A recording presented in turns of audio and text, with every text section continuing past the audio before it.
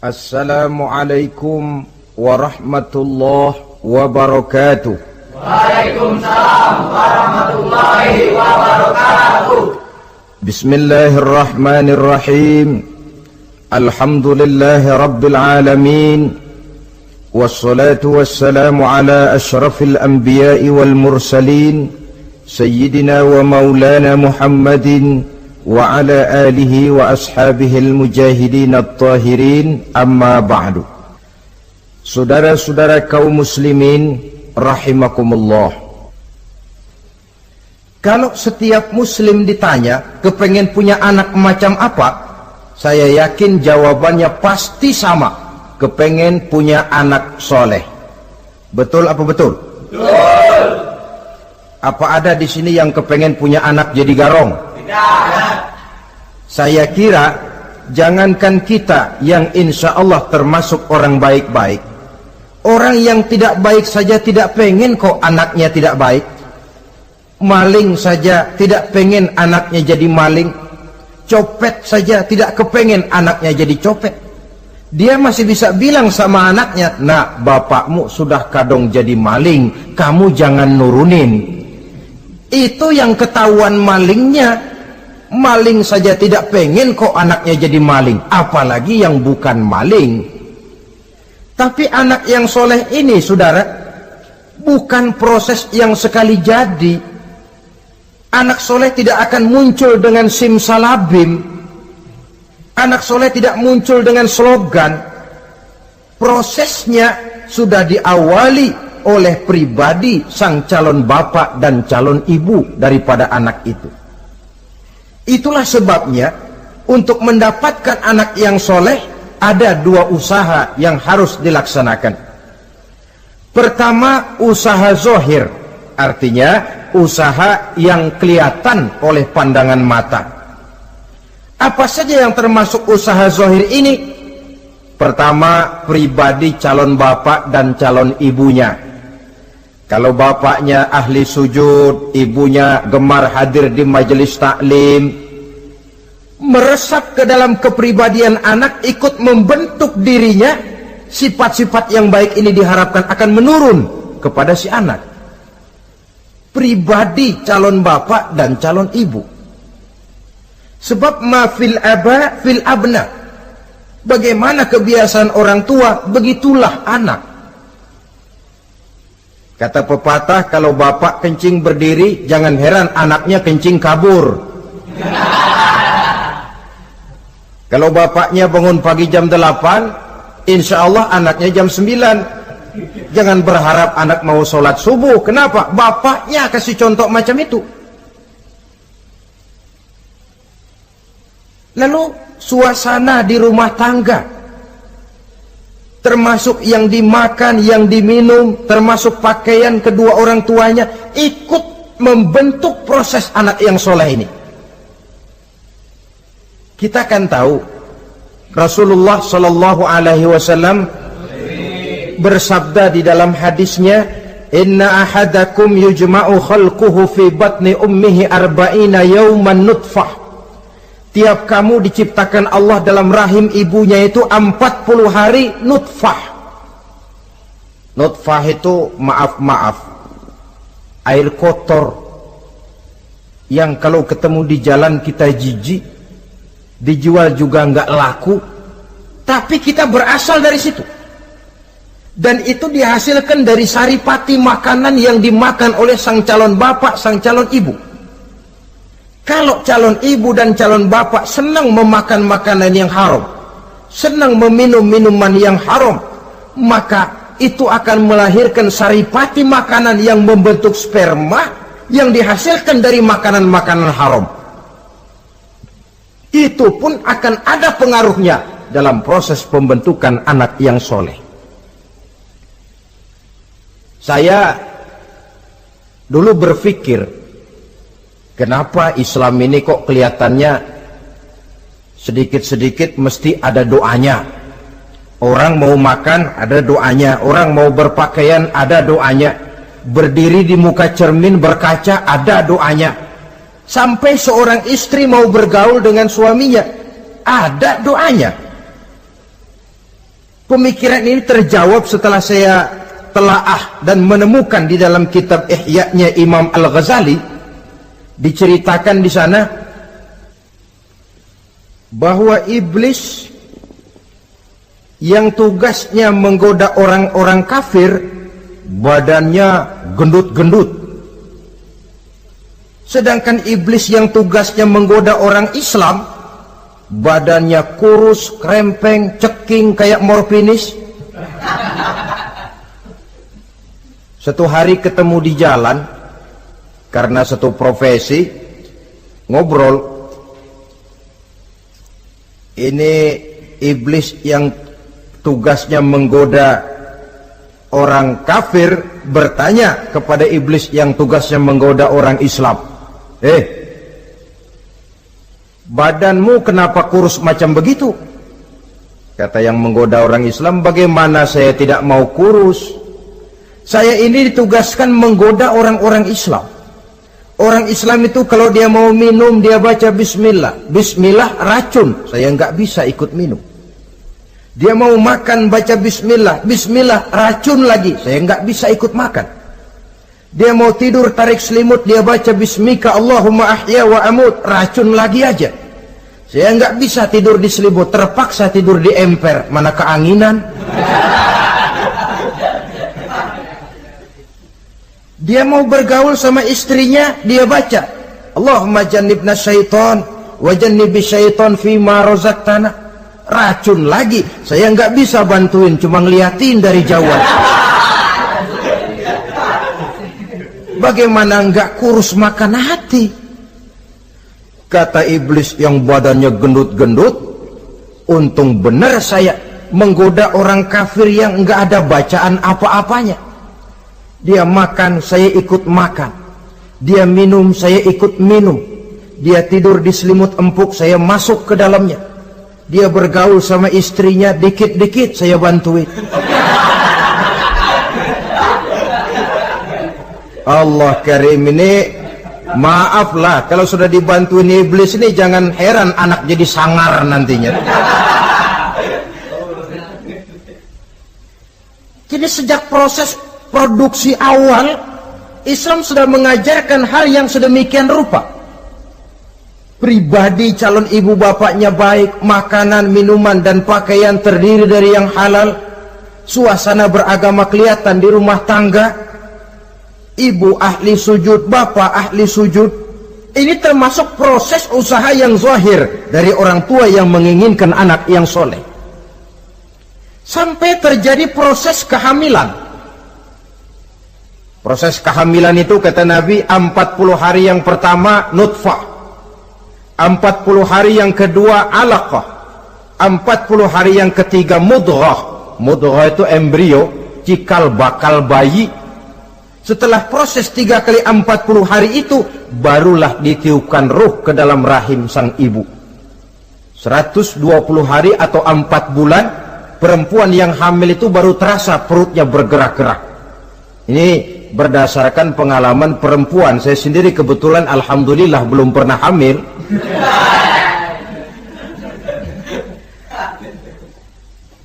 Saudara-saudara, sampai usia kehamilan itu 7 bulan, ada tradisi yang disebut nujuh bulanan. Itu tradisi dilaksanakan baik, tidak pun tidak apa-apa. Tidak ada perintahnya memang, tapi juga tidak ada larangannya. Apalagi berkumpul orang membaca ayat-ayat Al-Quran, memohon doa dan sebagainya. Sebab pada kandungan 7 bulan ini, embrio sudah mengarah kepada bentuk positif dari wujud manusia. Di situ dibacakan surah Yusuf, surah Maryam, surah Tabarak, surah Waqi'ah, tafaul namanya. Mengundang rasa optimis supaya membawa keberkahan kepada pribadi sang calon anak yang nanti akan lahir ini. Tapi jangan lupa orang tuanya mulai dengan soleh dulu. Jangan orang tuanya nggak mau sujud, nggak mau ibadah, istrinya hamil dibacain surah Yusuf supaya anaknya cakep kayak Nabi Yusuf. Begitu keluar anaknya kepalanya segi 4 kayak kaleng kerupuk. Apa surah Yusuf yang salah? Tentu saja orang tuanya yang tidak memulai kesolehan itu sendiri. Lalu usia kandungan 7 bulan ke atas, sang calon bapak mulai membantu-bantu istrinya. Kalau malam diusapi perut istrinya yang sedang hamil berat itu, sambil dibacakan surah Al-Insyirah, ya ngusap-ngusap sayang, bukan ngusap gemes. Alam nashrah laka sadrak wa wada'na anka wizrak allazi anqadha dhahrak, supaya Allah memberikan keringanan kepada kehamilan istrinya sampai kepada proses kelahirannya. Begitu sang jabang bayi brol lahir ke alam ini, sudah dicegat lagi oleh ajaran agama, diazankan. Diriwayatkan oleh Abi Dawud, kana Rasulullah sallallahu alaihi wasallam azana al-Hasan wal Husain fi uzunaihi al-yumna wa aqama fi uzunaihi al-yusra. Adalah Rasul mengazankan cucunya Hasan dan Husain di telinga kanan, mengkomatkan di telinga kiri. Bayi muslim lahir ke dunia dicegat dengan suara azan. Apa sebab? Bayi yang baru lahir ke dunia ini ibarat kaset kosong. Kalau kaset kosong dipakai merekam, daya rekamnya kuat. Maka bayi yang baru lahir ini, sebelum sempat dia dengar cintaku sedalam lautan Atlantik, belum sempat dia dengar gelas-gelas kaca, belum sempat dia dengar tembok derita,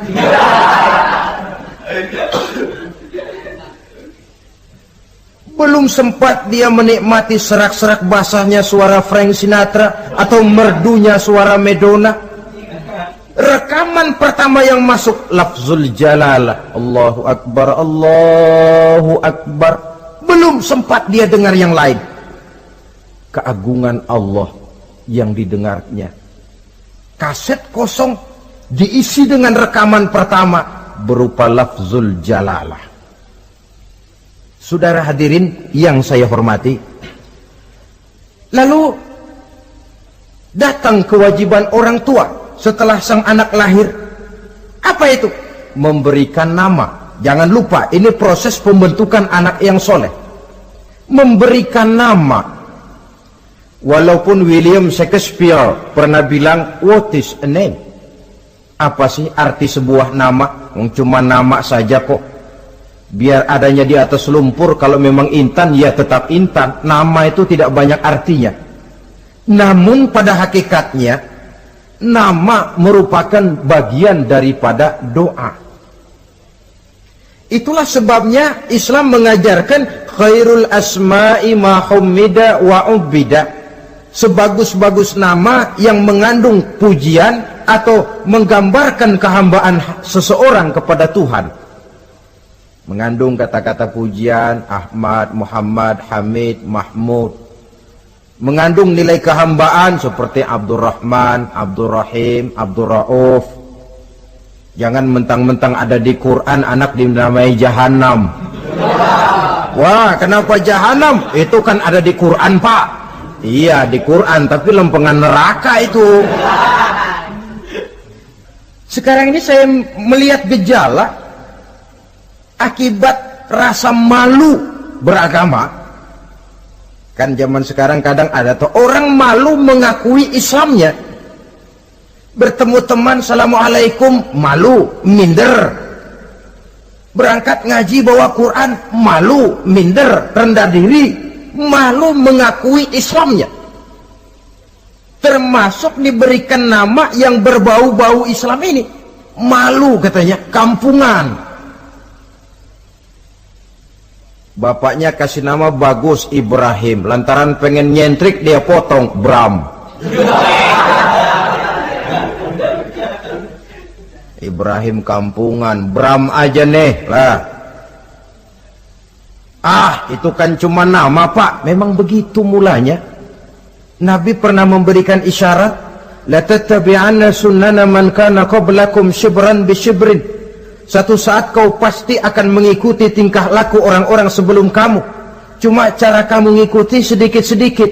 sejengkal, sehasta, semeter. Begitu enak kamu ikut-ikutan, sampai yang kamu ikuti masuk ke lubang biawak, kamu pun akan masuk juga ke dalamnya.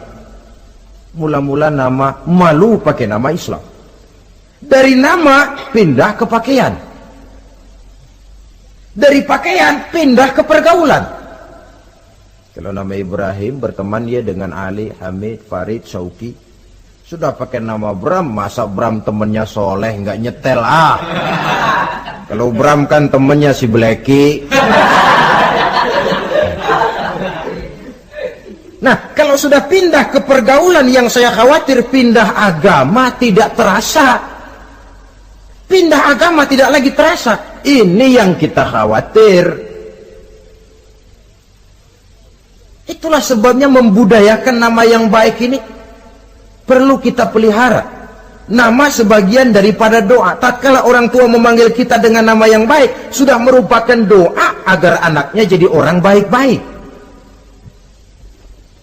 Saudara hadirin yang saya hormati, setelah memberikan nama yang baik, kewajiban berikutnya dari orang tua muslim ialah wa ayyu'adzibahu, kata Nabi, memberikan pendidikan. Sebab nama yang baik tidak akan banyak menolong kalau tidak diiringi dengan pendidikan. Nama saja Muhammad Mukmin, kerjaan ngadu ayam.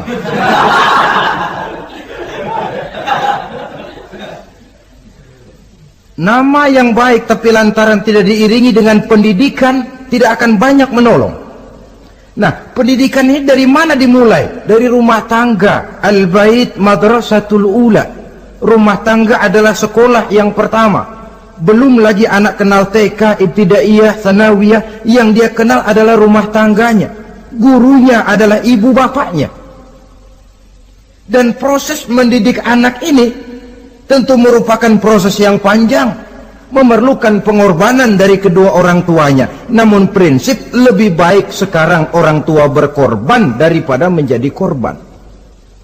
Kalau orang tua tidak mau berkorban untuk mendidik anaknya, percayalah pada suatu saat dia akan jadi korban, dilawan oleh kebrutalan anaknya sendiri. Biarlah kita orang-orang tua ini peras keringat, banting tulang, pergi pagi pulang sore, kaki jadi kepala, kepala pun jadi kaki, untuk satu cita-cita agar anak-anak kita kelak lebih baik daripada kita sekarang ini. Mendidik. Karena kian hari kita dihadapkan dengan kenyataan peledakan penduduk, sulitnya lapangan kerja, persaingan hidup yang makin tajam, sulitnya ekonomi. Kalau anak kita tidak bekali dengan pendidikan, dia akan tersudut di pojok-pojok kehidupan untuk lebih banyak cuma jadi penonton daripada pemain di dalam kegiatan kehidupan ini. Nah, setelah memberikan nama yang baik, lalu mendidiknya, lalu datanglah usaha yang batin di dalam proses pembentukan anak yang soleh ini, yaitu mendoakan anak. Yang baik tentu doa dari orang tuanya sendiri. Sebab kata Nabi, doaul walid liwaladihi kadu'ain nabi li ummatihi. Doa orang tua kepada anaknya seperti doa Nabi kepada umatnya. Sebagaimana doa Nabi kepada umatnya tidak ditolak, begitulah doa orang tua kepada anaknya. Di keheningan malam, si orang tua ini sering bangun, tahajud, sujud dia di hadapan Allah dengan menitikkan air mata, memohon doa dengan doanya Nabi Allah Ibrahim, Rabbi habli minas salihin. Ya Allah, berikan kiranya saya anak yang soleh. Nabi Ibrahim tidak minta anak pintar. Nabi Ibrahim tidak minta anak yang tampan. Nabi Ibrahim tidak minta anak yang kaya dan punya kedudukan tinggi. Yang beliau minta, Rabbi habli minas salihin. Ya Allah, berikan saya anak yang soleh. Kelihatan ini ketika beliau punya anak bernama Ismail. Lalu turun perintah Allah, hai Ibrahim, potong leher anakmu Ismail. Nabi Ibrahim bermusyawarah, Ismail, saya abah, Allah memerintahkan saya untuk menyembelih leher kamu.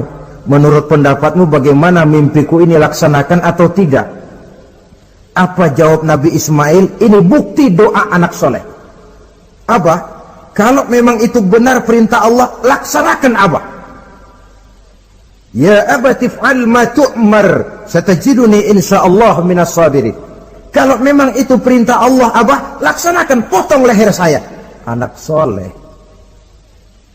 Kalau cuma anak pinter tapi nggak soleh, mungkin jawabannya nggak begitu. Nah, bapak disuruh Allah menyembelih leher kamu. Bagaimana nak, laksanakan jangan. Mungkin dia akan jawab, kenapa saya bapak aja potong yang udah tuaan.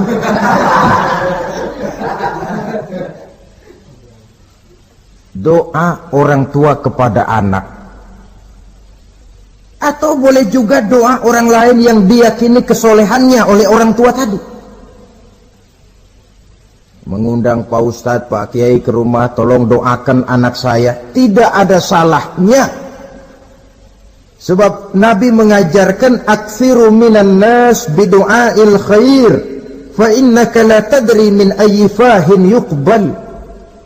Banyak-banyaklah minta doa kebaikan dari orang lain, sebab kamu tidak tahu dari mulut yang mana doa itu diterima Allah. Mungkin saja orang menurut pandangan kita kere, miskin, tidak dipandang orang lain, tapi kalau doanya Allah mau terima, siapa yang sanggup menghalangi? Banyak-banyaklah minta doa kebaikan dari orang lain, sebab tidak seorang pun tahu dari mulut yang mana doa itu akan diterima Allah. Doa orang tuanya. Inilah hikmah khitan yang pertama, proses pembentukan anak yang soleh. Yang kedua, khitan itu menanamkan kepada anak-anak muslimin sikap berani menghadapi hidup. Di waktu kecil sudah dilatih mengalirkan darah, seolah-olah orang tuanya berkata, nak, hidup ini adalah perjuangan, nak. Perjuangan itu peras keringat, banting tulang, mengalirkan darah, kadang-kadang mengorbankan nyawa. Hidup bukan undian, nak. Jangan mengharap untung besar tanpa mau peras keringat. Berani hidup artinya berani menghadapi segala resiko yang ada di dalam hidup. Di zaman sekarang banyak orang yang takut menghadapi hidup. Pakaian mau bagus, makan mau enak, hidup mau terpandang dan dihargai orang, tapi kerja keras tidak mau. Paling-paling istilah orang maunya cuman hardolin. Hardolin itu bahasa Jerman, artinya dahar modal ulin. Santai. Ini kan takut menghadapi hidup, atau melihat bahwa stres hidup begitu tinggi, lalu mengundi-ngundi hidup. Dipertaruhkannya hidup di meja judi, dipertaruhkannya hidup di gunung-gunung, memuja-muja setan dan sebagainya. Itu pun termasuk orang yang takut menghadapi hidup, tidak berani menghadapi resiko yang ada di dalamnya. Cuma khayal saja membumbung tinggi, tapi keberanian untuk bekerja keras tidak ada. Anak-anak muslimin sejak dini, sejak masih kecil sudah dilatih mengalirkan darah. Hidup ini perjuangan, nak. Bukan santai-santai, bukan berleha-leha, bukan berandai-andai. Tidak akan pernah sampai kita kepada tujuan kalau hidup cuma diisi dengan berandai-andai, berleha-leha, bersantai-santai. Dia adalah perjuangan, jalannya menanjak menurun, banyak onak dan duri di sekelilingnya. Kuatkan pribadimu menghadapi hidup ini, ditanamkan sikap berani menghadapi hidup. Itu yang kedua. Lalu yang ketiga, khitan pada hakikatnya merupakan peletakan batu pertama, dalam arti mempersiapkan anak supaya hidupnya nanti menjadi orang yang sujud kepada Allah. Secara tidak langsung orang tuanya seolah-olah berkata, nak, kamu dikhitan sekarang supaya nanti kamu bisa istinja, nak. Kalau kamu sudah bisa istinja, kamu bisa berwudu. Kalau wudu musah, kamu bisa sholat. Peletakan batu pertamanya lewat khitan. Jadi kalau sudah di khitan lalu dianggap selesai, sholat tidak diajarkan, wudu tidak diajarkan, ya sama saja dengan membangun rumah. Setelah peletakan batu pertama lalu tidak dilanjutkan dengan membangun yang lain, alang-alang yang bakal tumbuh. Sebab dalam realitanya nanti bukan cuma tubuh kita yang dikhitan, harta kita nanti dikhitan. Cuma khitan harta namanya zakat, infak, sodakoh. Itu kan harta dikhitan supaya bersih. Khitan juga namanya. Karenanya mengkhitan anak, mempersiapkan anak agar menjadi hamba Allah yang sesungguhnya, menjadi manusia yang sujud kepada Allah Tuhannya. Itu merupakan prakondisi ke arah pembentukan manusia yang kelak akan sujud kepada Allah Rabbul Jalil. Peletakan batu pertama mempersiapkan anak untuk hidup melaksanakan ibadah. Dan ini tujuan hidup. Allah jelaskan, "Wa ma khalaqtul jinna wal insa illa liya'buduni." Aku tidak ciptakan jin dan manusia melainkan untuk beribadah kepadaku. Masalah paling pokok bukan bertanya mengapa kita diciptakan oleh Allah, karena kita memang sudah ada. Masalah paling pokoknya ialah untuk apa kita diciptakan oleh Allah. Kalau saudara bertanya mengapa saya dibikin oleh Allah, itu hak Allah untuk menjawabnya. Manusia buntu. Sebab itu pertanyaan kita bukan mengapa kita diciptakan Allah, tetapi untuk apa kita diciptakan Allah.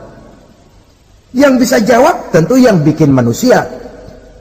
Seperti juga kita tanya, Pak, untuk apa Bapak bikin bangku? Yang bisa jawab pasti ya yang bikin bangku toh.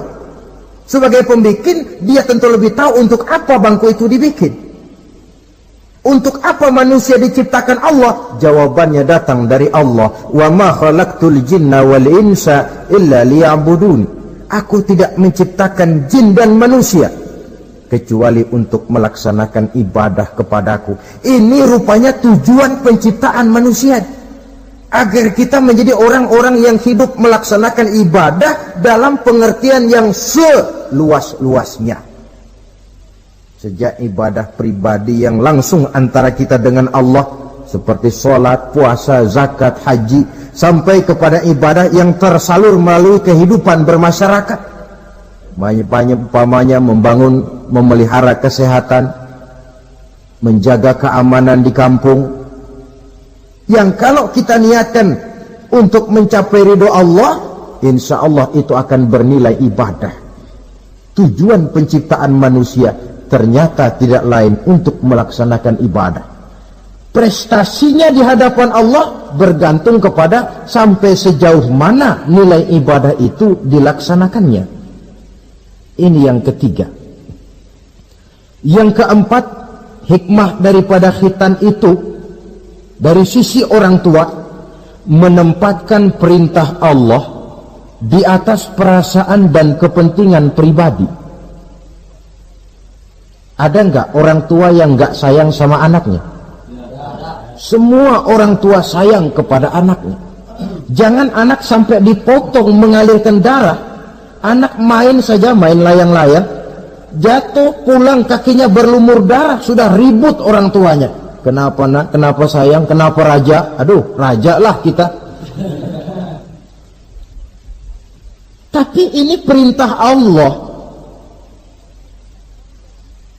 Perasaan pribadi, kepentingan pribadi kalah oleh perintah Allah. Ini mestinya watak seorang muslim. Kalau sudah begitu perintah Allah, begitulah kita laksanakan. Soal keberatan pribadi, perasaan pribadi, kepentingan pribadi, nomor belakang. Yang penting perintah dilaksanakan. Cobalah kalau khitan itu, anak yang begitu kita sayangi pada umur sedang lucu-lucunya, dipegangi dia, lalu dikhitan. Kadang dia menangis, mengalirkan darah, sakit dia 2-3 hari belum bisa berjalan dan bermain dengan teman-temannya. Tapi ada rasa luas dalam hati orang tua. Kenapa? Alhamdulillah ya Allah, perintahmu sudah saya laksanakan. Perasaan pribadi itu ditekan oleh perintah Allah. Perintah Allah di atas perasaan dan kepentingan pribadi. Kalau perasaan ini sudah kita miliki, itu pertanda nilai iman kita sudah mapan. Tidak cuma dalam khitan, dalam berbagai perintah agama. Hari Jumat berangkat kita dagang. Begitu 11:30 mendadak banyak yang beli, laku lagi. Sudah kedengaran suara azan, hayya 'alas shalah, hayya 'alal falah, pembeli makin banyak. Disitulah barometer iman kelihatan. Terusin melayani pembeli dan dapat untung banyak, atau perintah Allah yang sudah memanggil-manggil itu. Kalau perintah Allah di atas perasaan dan kepentingan pribadinya, dia akan tinggalkan dagangan itu.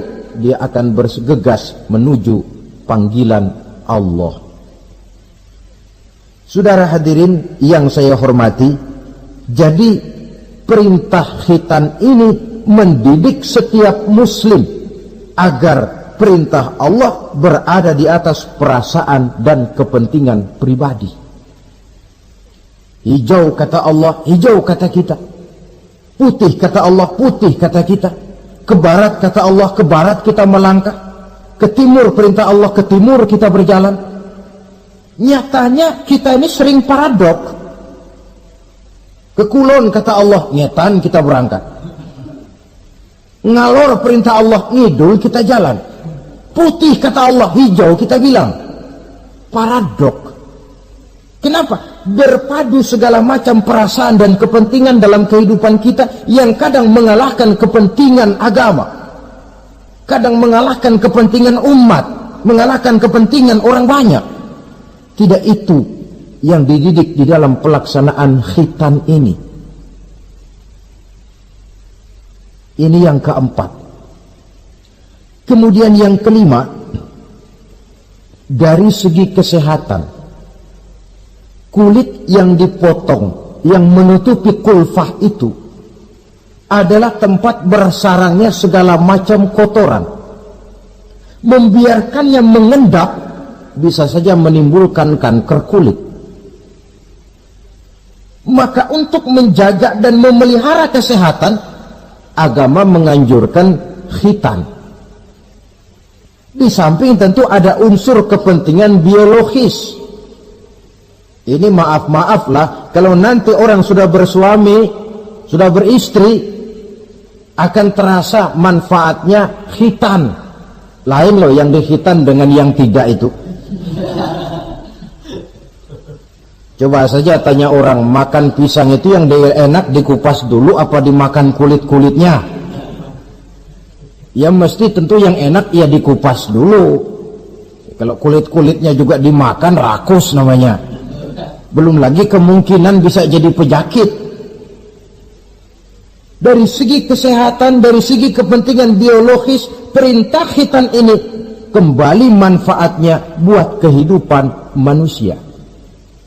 Itulah sebabnya di dalam An-Nahl ayat 123 Allah Subhanahu wa taala menegaskan, "Tsumma auhayna ilaika an ittabi' millata Ibrahim hanifa wa ma kana minal musyrikin." Kemudian kami wahyukan kepada kamu wahai Muhammad, ikutilah agama Ibrahim yang hanif ini, dan tidaklah ia termasuk daripada golongan orang-orang yang menyekutukan Allah. Artinya syariat khitan ini yang berasal dari sejarah kehidupan Nabi Ibrahim diteruskan oleh syariatnya yang dibawa oleh Nabi kita Muhammad sallallahu alaihi wasallam. Maka kalau ayat menjelaskan inna dina indallahil Islam, agama yang diridhoi Allah itu cuma agama Islam. Islam yang mana? Islam yang dibawa oleh Nabi Adam, diteruskan oleh Nabi Nuh, diteruskan oleh Nabi Ibrahim, diteruskan oleh Nabi Musa, diteruskan oleh Nabi Isa, dan disempurnakan oleh Nabi kita Muhammad sallallahu alaihi wasallam. Karena seluruh rasul yang 25 ini sumbernya sama, Allah. prinsip ajarannya sama, la ilaha illallah. Cuma syariatnya saja yang agak berbeda, disesuaikan dengan situasi dan kondisi dari umat yang dihadapi oleh Rasul itu. Nabi Sulaiman misalnya ada sholat, tapi sholatnya Nabi Sulaiman tidak pakai rukuk dan tidak pakai sujud, berdiri saja. Zaman Nabi Nuh ada puasa, tapi puasanya versi Nabi Nuh lain dengan puasanya versi kita sekarang ini. Syariat berbeda sesuai dengan situasi dan kondisi. Tapi khitan sejak Ibrahim, Ismail, Ishak, sampai kepada Musa, sampai kepada Isa, sampai kepada Nabi kita, terus berkelanjutan sampai hari akhir nanti. Jadi bukan merupakan syariat baru. Pengukuhannya dalam An-Nahl 123 ini, aku wahyukan kepadamu Muhammad, ikuti agama Ibrahim ini, agama tauhid, yang diantara syariatnya adalah pelaksanaan khitan. Sedangkan Ibrahim seorang yang hanif. Hanif ini lebih tinggi daripada sekedar taat. Kalau orang yang taat itu contohnya begini, nak, tolong taruh ini gelas di pinggir meja, nak. Kalau dia taat ya apa adanya, ditaruh saja tuh gelas di pinggir meja. Orang yang hanif lain, mikir, iya, kalau ditaruh di pinggir kan gampang kesenggol orang, jatuh ke bawah, pecah. Biar diperintah taruh di pinggir, taruh aja di tengah dah, biar aman. Ini hanif namanya. Tingkatan yang lebih tinggi daripada taat. Nabi Ibrahim seorang yang hanif. Tidak ada perintah Allah yang tidak dilaksanakan dengan sebaik-baiknya. Sampai pun perintah memotong anak sendiri. Saya kira kalau perintah macam begini turun kepada orang zaman sekarang, banyak yang bubar jadi orang Islam. Potonglah leher anakmu, dah, udahan aja dah. Dan memang perintah itu cuma untuk menguji kekuatan mental Nabi Ibrahim alaihissalam. Perintah menyembelih leher anak, perintah membangun Ka'bah, perintah hijrah keluar dari kampung halamannya sampai mengembara ke negeri Syam. Perintah ujian menghadapi api yang dinyalakan oleh Raja Namrus. Belum lagi perintah menghadapi kekufuran daripada kaumnya, menghadapi orang tuanya sendiri yang adalah produsen berhala. Bisa kita bayangkan ini, anaknya penegak tauhid, bapaknya produsen berhala. Tapi itulah agama, syarat dengan contoh. Yang anak bapaknya nabi, anaknya bajingan.